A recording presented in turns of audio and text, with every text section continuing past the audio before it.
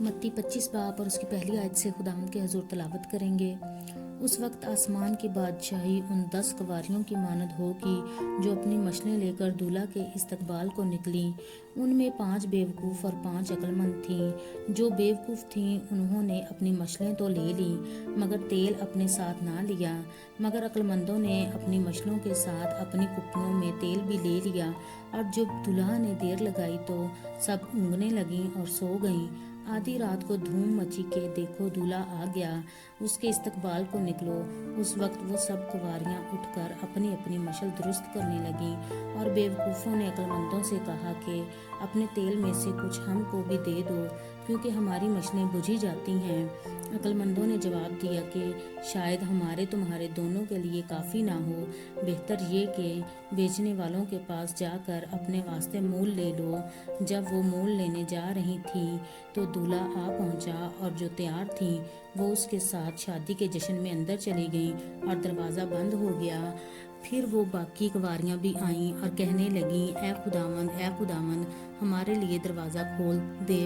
اس نے جواب میں کہا، میں تم سے سچ کہتا ہوں کہ میں تم کو نہیں جانتا، بس جاگتے رہو کیونکہ تم نہ اس دن کو جانتے ہو نہ اس گھڑی کو۔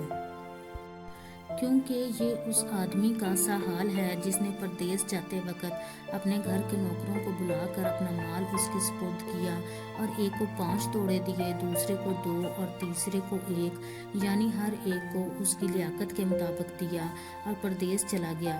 جس کو 5 توڑے ملے تھے اس نے فوراً جا کر اس سے لین دین کیا اور 5 توڑے اور پیدا کر لیے۔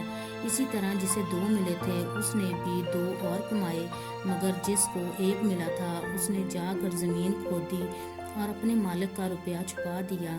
بڑی مدت کے بعد ان نوکروں کا مالک آیا اور ان سے حساب لینے لگا۔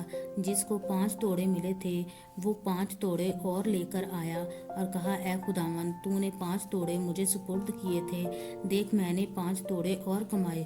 اس کے مالک نے اس سے کہا، اے اچھے اور دیانتدار نوکر، شاباش، تو تھوڑے میں دیانتدار رہا، میں تجھے بہت چیزوں کا مختار بناؤں گا، اپنے مالک کی خوشی میں شریک ہو۔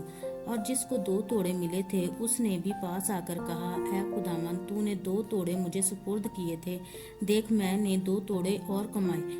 اس کے مالک نے اس سے کہا، اے اچھے اور دیانتدار نوکر، شاباش، تو تھوڑے میں دیانتدار رہا، میں تجھے بہت چیزوں کا مختار بناؤں گا، اپنے مالک کی خوشی میں شریک ہو۔ اور جس کو 1 توڑا ملا تھا وہ بھی پاس آ کر کہنے لگا، اے خداوند میں جانتا تھا کہ تو سخت آدمی ہے، اور جہاں نہیں بویا وہاں سے کاٹتا ہے، اور جہاں نہیں بکھیرا وہاں سے جمع کرتا ہے، پس میں ڈرا اور جا کر تیرا توڑا زمین میں چھپا دیا، دیکھ جو تیرا ہے وہ موجود ہے۔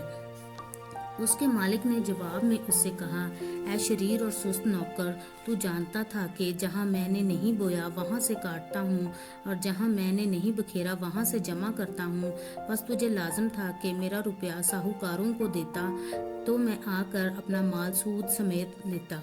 بس اس سے وہ توڑا لے لو، اور جس کے پاس 10 توڑے ہیں اسے دے دو، کیونکہ جس کے پاس ہے اسے دیا جائے گا اور اس کے پاس زیادہ ہو جائے گا، مگر جس کے پاس نہیں ہے اس سے وہ بھی جو اس کے پاس ہے لے لیا جائے گا۔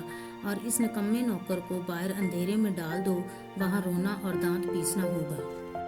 جب ابن آدم اپنے جلال میں آئے گا اور سب فرشتے اس کے ساتھ آئیں گے، تب وہ اپنے جلال کے تخت پر بیٹھے گا اور سب قومیں اس کے سامنے جمع کی جائیں گی، اور وہ ایک کو دوسرے سے جدا کرے گا، جیسے چرواہا بھیڑوں کو بکریوں سے جدا کرتا ہے، اور بھیڑوں کو اپنے داہنے اور بکریوں کو بائیں کھڑا کرے گا۔ اس وقت بادشاہ اپنے داہنی طرف والوں سے کہے گا کہ آؤ میرے باپ کے مبارک لوگو، جو بادشاہی بنائے عالم سے تمہارے لیے تیار کی گئی ہے اسے میراث میں لو، کیونکہ میں بھوکا تھا تم نے مجھے کھانا کھلایا، میں پیاسا تھا تم نے مجھے پانی پلایا، میں پردیسی تھا تم نے مجھے اپنے گھر میں اتارا، ننگا تھا تم نے مجھے کپڑا پہنایا، بیمار تھا تم نے میری خبر لی، قید میں تھا تم میرے پاس آئے، तब रास्त बाज जवाब में उससे कहेंगे, ऐ खुदावंद, हमने कब तुझे भूखा देखकर खाना खिलाया या प्यासा देखकर पानी पिलाया? हमने कब तुझे परदेसी देखकर घर में उतारा या नंगा देखकर कपड़ा पहनाया? हम कब तुझे बीमार या कैद में देखकर तेरे पास आए?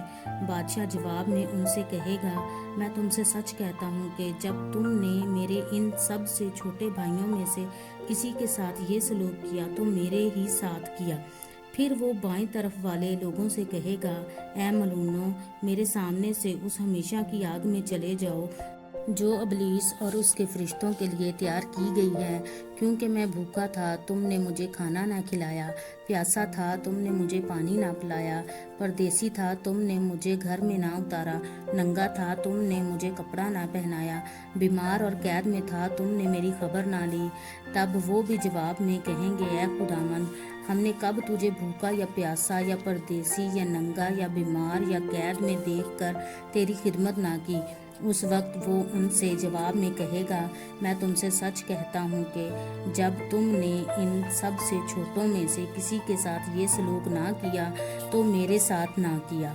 और ये हमेशा की सज़ा पाएंगे, मगर रास्तबाज हमेशा की ज़िंदगी। पाक कलाम के पढ़े सुने समझे जाने पर खुदा